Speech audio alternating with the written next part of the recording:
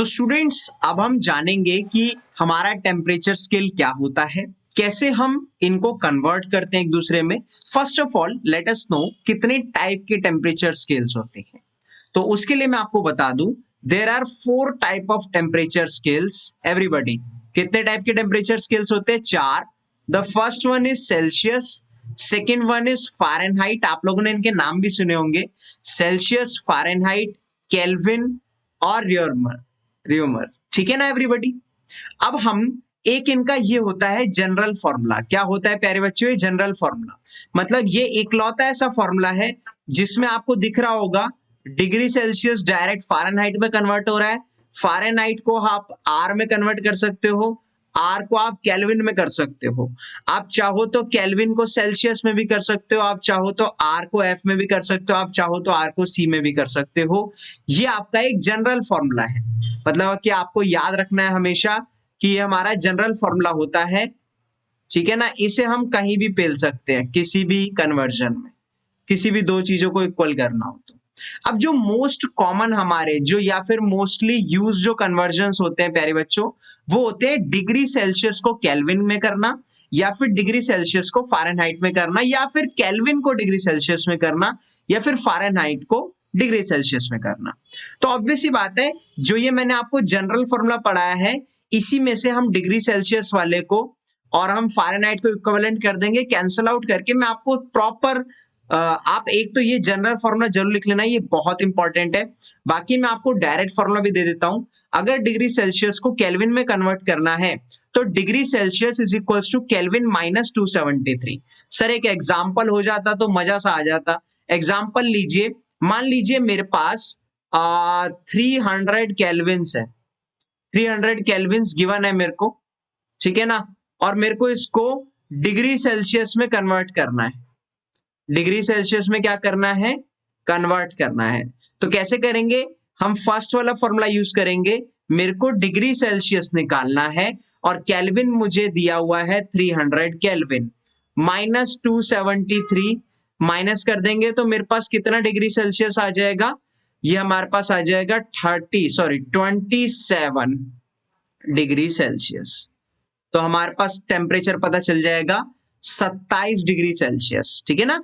ये फॉर्मूले हमारे केमिस्ट्री और साइंस न्यूमेरिकल्स में बहुत ज्यादा यूज होते हैं, तो इन्हें आप लिख लीजिए, आपके लिए बहुत बेनिफिशियल रहेंगे।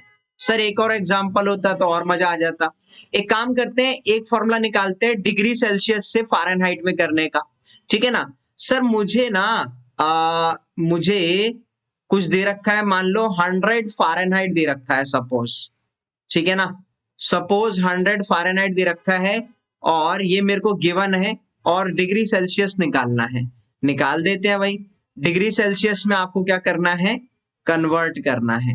बहुत प्यार से कर सकते हो। सेकंड वाला फॉर्मूला यूज करेंगे हम। कैसे यूज होगा? 5/9 ब्रैकेट में क्या हो जाएगा एवरीबॉडी? f माइनस, यानी कि 100 माइनस 32। 100 माइनस 32 कितना होता है आप लोग बता सकते हो? 5/9, 100 माइनस 32 इज 68, और ये अप्रोक्सीमेटली हमारा कट जाएगा 9, 6 जा, 7 जा और 8 जा। तो क्या काटे भाई, क्या करे जल्दी बताइए। एक काम करो, रफली काट दो, 7.5 करके काट देते हैं, और 5 इंटू 7.5 कर देंगे तो कितना आ जाएगा भाई? 75 का 5 गुना कर दीजिए, 750 का आधा कर दीजिए, आपका 375। तो आप 5 से मल्टीप्लाई करेंगे तो 37.5 डिग्री सेल्सियस हमारा ये आंसर आ जाएगा। तो क्या आपको यूनिट कन्वर्जन आ गया? बहुत सिंपल होता है। ये जनरल फॉर्मूला याद कर लिया तो आपकी तो बल्ले बल्ले है, यूं समझो ये सबसे बेस्ट है। और ये नहीं भी होता है तो आप फर्स्ट को सेकंड और सेकंड फर्स्ट याद कर लीजिए। अच्छा सर, अगर हमें डिग्री सेल्सियस दिखा दिया होता और केल्विन निकालना होता तो वो भी फटाफट से करके दिखा देते, 2 मिनट लगेंगे उसमें भी, है ना भाई, उसमें भी 2 मिनट लगेंगे। यहां पर कर देते हैं आप लोगों के लिए, ठीक है जी, यहां पर कर देते हैं, बहुत इजी एग्जांपल है, घबराओ मत। सर मान लीजिए मेरे को डिग्री सेल्सियस दिया हुआ है, कितना डिग्री सेल्सियस दिया हुआ है कि भाई 50 डिग्री सेल्सियस हो रहा है, बहुत गर्मी है, तड़प पे एकदम खतरनाक वाली। अब उसको आपको केल्विन में कन्वर्ट करना है, कर दोगे सर? अरे क्यों नहीं कर देंगे यार, बिल्कुल करेंगे। सर फर्स्ट वाला फॉर्मूला यही अप्लाई कर दो, सर कैसे अप्लाई करेंगे? अरे देखो बहुत आसान है यार, डिग्री सेल्सियस में 50 लिख दो ना, जहां डिग्री सेल्सियस है वहां 50 लिख दो। दिख रहा है? अच्छा अच्छा अच्छा ठीक है सर। इज इक्वल्स टू के की जगह के रहने दो, -273 कर दो। के इज इक्वल्स टू, ये यहां पर माइनस हो रहा है तो उस साइड जाके क्या हो जाएगा, प्लस हो जाएगा। ये हो जाएगा 50 + 273, और 50 + 273 कितना होता है बताओ सारे बच्चों?